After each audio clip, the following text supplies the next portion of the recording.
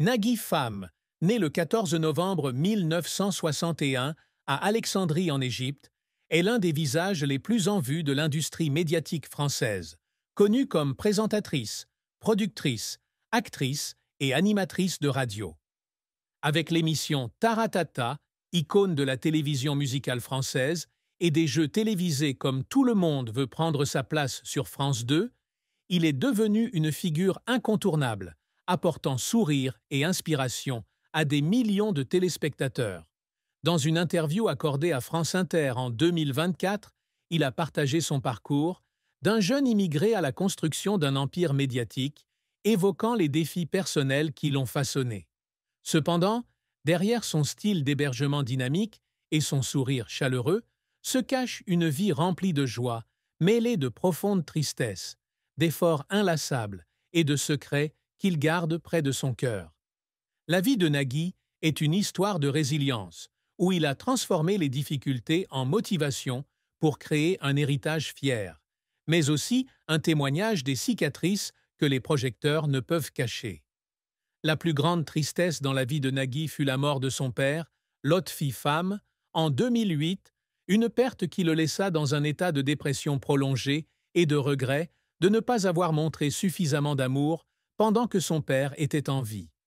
Né dans une famille intellectuelle d'Alexandrie, avec un père érudit littéraire égyptien et une mère, Colette Teitelbaum, professeure de littérature classique française d'origine italienne, Nagui a grandi avec un amour de la culture et de l'éducation. Lorsque la famille s'installe en France en 1965, s'installant à Cannes après un bref séjour au Canada, son père devient son pilier spirituel, lui enseignant le travail acharné et l'estime de soi. Nagui raconte souvent les soirées passées à écouter son père analyser la poésie de Naguib Mahfouz, souvenirs qui ont nourri son amour de l'art. Cependant, alors que sa carrière décolle dans les années 1990, son emploi du temps chargé avec Que le meilleur gagne et Taratata lui laisse peu de temps pour rendre visite à son père. Lorsque Lotfi a été diagnostiqué d'une maladie cardiaque en 2006, Nagui était occupé avec Tout le monde veut prendre sa place et des projets radio. Il ne pouvait que téléphoner et organiser de courtes visites, mais chaque fois qu'il voyait son père s'affaiblir, il avait l'impression que son cœur était serré. À la mort de Lotfi en octobre 2008, peu après la fin de l'enregistrement de N'oubliez pas les paroles, Nagui s'est effondré. Il a partagé lors d'une session de la bande originale en 2010 qu'il avait pleuré toute la nuit en studio, ayant l'impression de ne pas avoir dit assez de mots d'amour.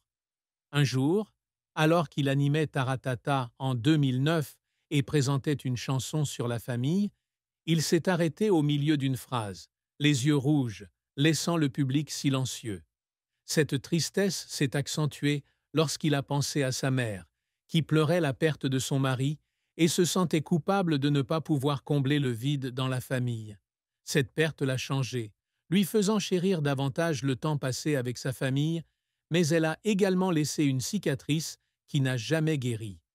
La carrière de Nagui a été un voyage de plus de 3 décennies, le menant de ses humbles débuts à l'une des figures médiatiques les plus puissantes de France. Après que sa famille ait déménagé en France, il a étudié à l'université de Nice, Sophia Antipolis, mais n'a pas obtenu de diplôme de gestion, commençant plutôt des petits boulots pour poursuivre sa passion pour les médias. En 1987, à l'âge de 26 ans, il débute sur M6 avec de petites émissions, avant de rejoindre TF1 en 1989. Sa grande percée survient en 1990, lorsqu'il anime Que le meilleur gagne sur la 5, un jeu télévisé à succès qu'il intègre sur France 2 en 1997-1992. Cette émission, avec son style de présentation humoristique mais sophistiqué, fait de lui un nom connu de tous. En 1993, il fonde Air Productions à la Plaine Saint-Denis, un geste audacieux qui marque son rôle de producteur. La même année, il lance Taratata, une émission de musique live proposant des performances entraînantes de nouveaux artistes et de grandes stars, qui est saluée comme une référence de la télévision musicale française. Taratata a animé plus de 700 émissions, avec des invités tels que Radiohead, Adele et Johnny Hallyday, devenant ainsi son plus grand héritage. Durant les années 1990, il continue d'animer des jeux télévisés comme N'oubliez pas votre brosse à dents, une émission humoristique parodique, et s'essaie au métier d'acteur dans des films comme Mes pires potes en 2000 et Ombre et Lumière en 2001. En 2006, il commence à animer. Tout le monde veut prendre sa place sur France 2, un jeu télévisé quotidien, consolidant sa position comme l'un des principaux animateurs de l'émission. Il a également dirigé N'oubliez pas les paroles. Depuis 2007, il anime la version française de N'oubliez pas les paroles et co-anime l'émission de radio La Bande originale sur France Inter depuis 2014. En tant que producteur, il est à l'origine d'émissions telles que Chérie, Fais les valises et L'école de la vie en 2021, élargissant son rayonnement à travers Air Productions. Cependant, sa carrière n'a pas été exempte d'échecs et de controverses. Le choc est grand en 1999, lorsqu'il prend la tête de la présentation de Nulle part ailleurs sur Canal+, en remplacement de Philippe Gildas et Antoine Decaune. L'émission n'a pas réussi à atteindre les audiences escomptées et a été annulée après 1 an, ce qui l'a amené à douter de ses propres capacités. Il a confié dans une interview en 2015 qu'il avait pleuré dans la salle de montage, pensant avoir ruiné une icône de la télévision. Autre échec, l'émission N'oubliez pas votre brosse à dents sur France 2, critiquée pour être trop vulgaire et inappropriée pour le public traditionnel. Il a fondu en larmes après une séance d'enregistrement en 1995, lisant des critiques négatives, sentant qu'il avait perdu la confiance du public. Les controverses sur son style d'animation, comme lorsqu'il a été accusé de ne pas être sérieux dans les émissions musicales, lui ont également porté préjudice. Il a pleuré après une représentation de Taratata en 2005 lorsqu'un artiste invité s'est plaint de la façon dont il s'est présenté. Ses efforts pour surmonter les difficultés, comme lorsqu'il a passé des mois à apprendre à animer une émission en direct en regardant des rediffusions de Johnny Carson, ou lorsqu'il a persisté à animer « Tout le monde veut prendre sa place à l'âge de 60 ans malgré sa santé défaillante », témoignent de son dévouement. Un moment émouvant a été lorsqu'il a reçu le titre de chevalier de l'Ordre national du mérite en 2014. Il a pleuré pendant son discours, remerciant sa mère et sa femme, disant qu'elles étaient sa motivation pour ne jamais abandonner. La triste fin de la vie de Nagui fut la décision d'arrêter la diffusion de Taratata à la télévision en 2013, un événement qui lui a laissé le sentiment d'avoir perdu une partie de son âme et lui a laissé un profond regret. Taratata, lancé en 1993, n'était pas seulement un spectacle musical, mais son plus grand rêve, où il apportait sur scène des artistes de tout genre, du rock au rap, dans un espace intime. Le spectacle est devenu emblématique, adoré par le public pour l'authenticité de Nagui et sa passion pour la musique.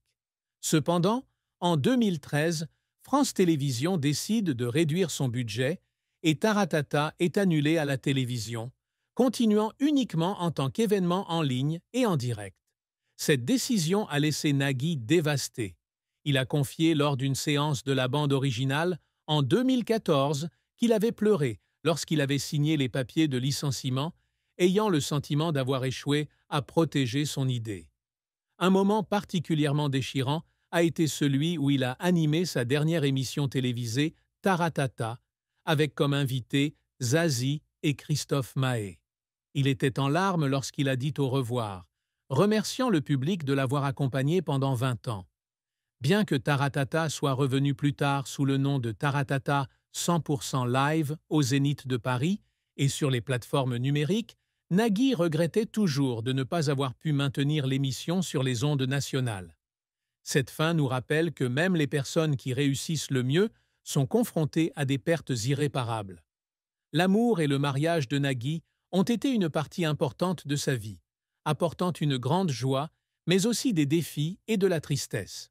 Il rencontre Mélanie Page, une actrice australo-britannique, en 2000 lors d'un événement télévisé. L'intelligence et le charme de Mélanie l'attirent rapidement et ils commencèrent à se fréquenter. Auparavant, Nagui était en couple avec Marine Vigne, avec qui il a eu une fille Roxane en 2004. Après s'être séparé de Marine, lui et Mélanie se sont mariés le 5 juin 2010, lors d'une cérémonie intime à Aix-en-Provence. Ils ont 3 enfants, Annabelle en 2008, Adrien en 2012 et Nina en 2014. Mélanie est devenue son soutien affectif, apparaissant régulièrement à ses côtés lors d'événements comme le Festival de Cannes. Il a déclaré dans une interview en 2023 que Mélanie est l'autre moitié parfaite, qui l'aide à concilier travail et famille. Cependant, leur mariage n'a pas été sans défis. Les premières années, la pression de l'emploi du temps chargé de Nagui, avec Taratata et Tout le monde veut prendre sa place, lui laissait peu de temps pour sa famille. Une fois, en 2011, ils ont eu une violente dispute lorsque Nagui a annulé des vacances en famille pour filmer un épisode spécial. Il a pleuré après l'appel, craignant que Mélanie le quitte. Une grande tristesse dans le mariage a été lorsque Mélanie a traversé une période stressante en raison de la pression d'élever 3 jeunes enfants pendant que Nagui était occupé. Il se sentait impuissant lorsqu'il voyait sa femme fatiguée et passait de nombreuses nuits à lui parler peau.